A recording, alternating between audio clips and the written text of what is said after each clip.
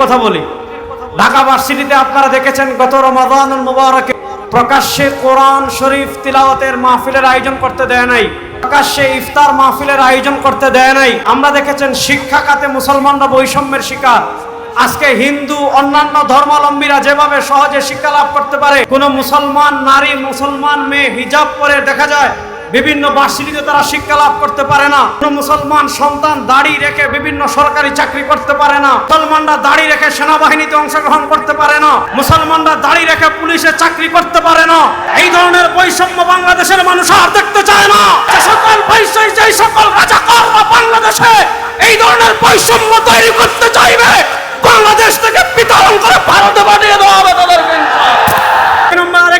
তাহজিব তামাদ্দুন, মুসলমানদের ঈমান, মুসলমানদের সংস্কৃতি বিরোধী কোন শিক্ষা সিলেবাস এই বাংলাদেশে চলতে দেওয়া হবে না।